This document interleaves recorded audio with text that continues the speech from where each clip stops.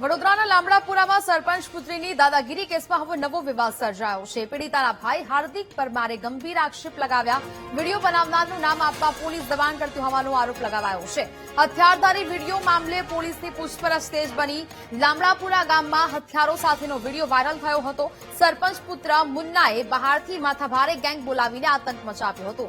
ફરિયાદ નોંધવાને બદલે પોલીસ હવે સમગ્ર કેસમાં જાતે ફરિયાદી બની હોવાનો આરોપ છે.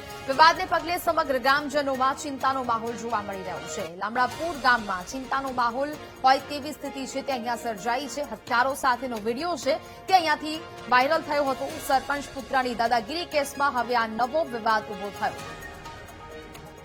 જે ઘટના બની છે એ ઘટનાના અનુસંધાનમાં કહેવા માંગુ છું કે જે પોલીસે જે કાર્યવાહી કરી છે, જે એફઆઈઆર નોંધી છે, અને એની અંદર પોલીસ અમને એટલી હેરાનગતિ કરી રહી છે, એટલી હેરાનગતિ કરે છે, ટોર્ચર કરે છે કે તમારે આવવું પડશે. તો મારો ભાઈ અને મારા મમ્મી બે જણ ત્યાં નિવેદન આપવા માટે ગયા હતા.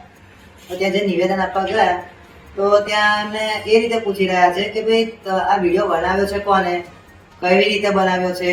તો મારા મમ્મી મારા ભાઈએ ત્યાં જવાબ આપ્યો કે ભાઈ આ ગુપ્ત માહિતી કહેવાય, અમારાથી કોઈને અપાઈ નહીં આવી માહિતી.